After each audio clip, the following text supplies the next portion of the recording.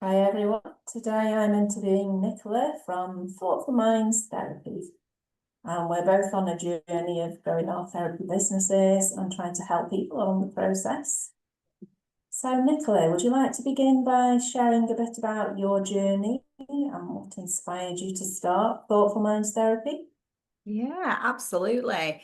So most of my life, my work has been finance based. So running my husband's business, I did AAT accounting, and then all my voluntary work was around my children's with children and young people. And I loved doing the accounting, I loved doing the numbers, but it didn't spark that passion in me. So I was like, right, as my children got a bit older, what do I do for myself? I still felt like I was floundering a little bit. So I went and did a good degree in children, young people and their services, and loved that. Did it at college, did the first 2 years, and then you have to choose a channel to go to. It was UCLan, and I was like, don't really like either of those options. So one was social work and one was teaching, and I was like, if I was going to teach, I could have taught AAT. I don't want to be a social worker, too stressful. So I had to do some research. So I spent hours and hours and hours researching, poring over the computer, looking at different courses, and counselling just kept coming back, and just kept going on that same path to that same spot. So I thought, right, okay, found a course close to me, one that I could get onto from what was essentially a foundation degree. So the first 2 years of my degree. So went and did a postgrad diploma in counselling and psychotherapy. Loved it, met amazing people, learned so much. And they always say at the beginning of a course like that, this will be life-changing. And I was quite resistant to that. Like, I don't want my life changing, thank you very much. But it is, but it's as life changing as you want it to be. And I did that. It was an adult course, but I ended up working with children and young people because of my degree. And I loved that, but I became quite despondent with the education system. It felt like you were always fighting a battle. So you're supporting these young people, and then they were being knocked down.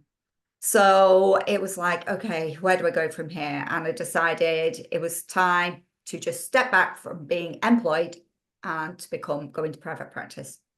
So I still did some work with children and young people on a self-employed basis, but I started to build my own private practice up, which was obviously with adults. And I love it. I really enjoy it. However, and anybody who works in the counselling or coaching world will know that burnout is only one step away. And even just seeing 5 clients a day can be absolutely exhausting.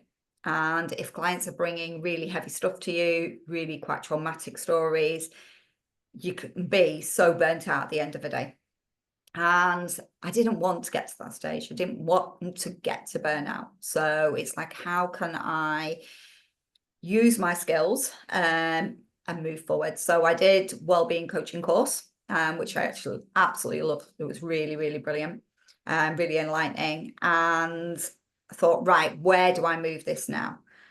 And there is so many different people out there going, do this, do that, do this. And it's like, oh, I don't really know where to go. And I came across Big Business Events and went on one of their courses to start with. And they just said day one, which was free, and found that quite inspirational. And I'd really been speaking to a lot of women at my gym, other women that I know, and some of my clients as well, that were really struggling around menopause. And I thought, well, this is something I know about. A lot of my work was based on one of the biggest things within that, anxiety. I've had my own journey. So actually, I could really support women with this and bring in other professionals to help. So that's where I'm starting to go, is to set up hopefully day retreats with women going through the menopause. Excellent. And these day retreats, are they going to be in person or online or? Absolutely in person, moving away from being online. We need connection. We need real people. So they will be fully immersive and in hopefully a fabulous location. And whereabouts are you based in the UK? So I'm in the northwest of England, near Preston. And we're hoping to do the retreats at a place called the Wellbeing Farm in Bolton. Excellent. I shall come along because I'm of that age where just a bit perimenopausal. So hopefully I'm going to sail through it. I'm going to speak to the experts and as well do my own mindfulness and focus on nutrition. But I think it's really good to be in a supportive group with other people that are going through it so that you've got someone to say, oh, how are you dealing with this? Or, you know, and you're giving each other tips and advice. Yeah, because everybody's journey is really, really different. So being able to connect with other women and see what their journeys are and take little bits from every person you meet is really going to help. Yeah, I think so. And as you grow this side of your business, how do you sort of stay aligned with the purpose and go with the flow and the challenges?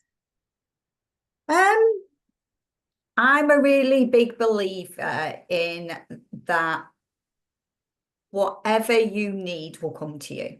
So I really believe that as I grow my business, I will stay aligned with my belief system and what I want to provide with other people, because that's my main goal and focus.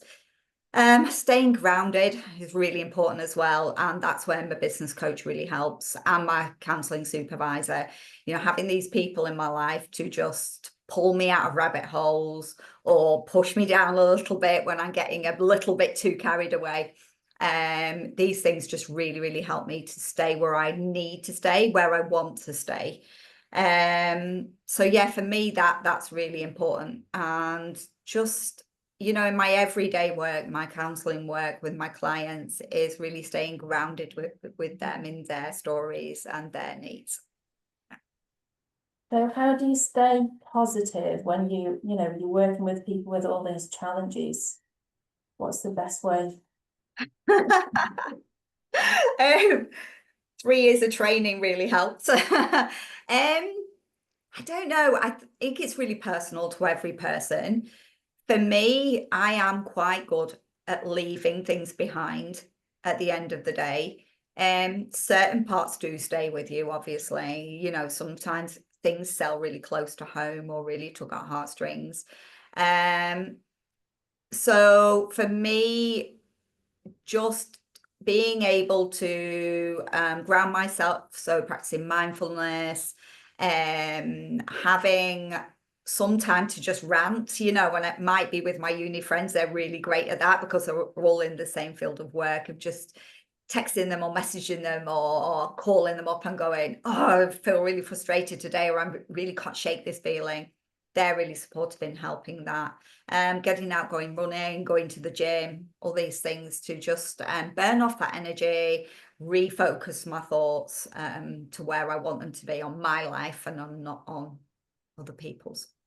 Definitely, I certainly agree with that. I do a lot of getting out in nature and then dancing particularly as well. I do like 5 of them dancing and even the shaking dancing, ecstatic dance, you just shake it all off. Yeah, So absolutely. it sets your nervous system, doesn't it? And Yeah, absolutely. you back in the right place because you've got to have, you know, your own self-care, haven't you, particularly when you're doing therapy work. Yeah. So what's your vision for the future sort of going forward as you maybe doing these day retreats? Are you thinking of doing perhaps longer retreats or? Yes. I'm trying not to focus on that too much because it's quite scary. But yeah, absolutely, that's in the plan. So I'd really ideally like to do at least 1 day retreat a month, and they feed in naturally to weekend retreats then. So 2-day retreats would then become a weekend retreat. So you're accessing different people that may have different needs. So people may not be able to give up a weekend, but they could give up 2 days. Obviously, a weekend retreat would have a bit more in it because you've got more time. You're together for a longer period of time in the day as well as the weekend. So that's the goal, is like at least 12-day retreats in a year, at least 6 weekend retreats in a year. And ultimately, like, and that's a very scary thought, is to maybe even do one abroad. That would be really, really nice. To go somewhere where it's warmer, where the scenery is just really immersive. So yeah, that's the ultimate goal. But alongside that is perhaps running groups, something that I need to put a bit more thought into of how that's actually going to happen. But facilitating groups for women to come along and talk to each other, running maybe 8-week blocks of training sessions around menopause. So just providing different people, different women with access to the same information. So that's something that I've got to put, like I say, more thought into. But yeah, it's definitely something I want to do. There's a very random question that's just popped in my head that I just thought, that's interesting. Do you know anyone who's doing like support groups for men who have like menopausal partners? I do not. And that is such a good question. Does Yeah. anyone do this? No, I've never seen that at all. And that actually is a really good point, because how tough is it as a man being with a woman who is essentially in some cases going crazy? It's like, I mean, if you follow me on my Instagram and stuff, you will see there is a picture of my glasses in the fridge, because I literally found them in the fridge one day. I'm hunting around everywhere. Where's my glasses? Where's my glasses? And I think it lasted more than one day. And like the late evening into the next day, and I was like, I can't find my glasses. Like, oh, I don't need them. I'm not driving. It's fine. Kept putting it off, kept putting it off. And I think it must have been the next morning. And I'd gone and opened the fridge, and they're literally sat there looking at me. I was like, it's like, ah. And those things, you know, they can really get you. I mean, I choose to laugh them off. And I think I say children, but they're young people, young adults, they really help, because they just take the rip and make it into a joke and have a laugh at my expense. So you're just like, well, you know, it is what it is. But you literally can think you are going crazy. And yeah, how do you live with that? That's really hard.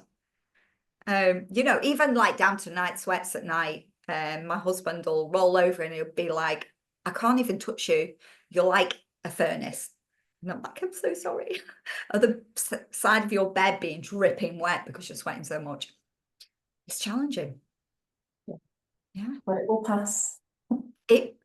Most of it will pass. I think we find a new normal. We get through perimenopause, we become postmenopausal, and then it's the new normal. So for me, I don't have hot flashes anymore. HRTs really help with that, but I do have a higher than normal central heating system. So I used to be quite a cold person, now I'm quite a warm person. So that's a new normal for me, and I've got to learn to adjust to that. And yeah, my husband does as well. Yeah. Still slightly crazy. And some things are a bonus. I know some people now that after the menopause, they've got the kind of the freedom to, they just don't care what people think anymore. It's like, it doesn't matter. It really doesn't matter anymore. Yeah, I think there is a sense of freedom in it, because you go through so much over what can be 10 years. It certainly was for me. I was like, surely it can't last 10 years. It can.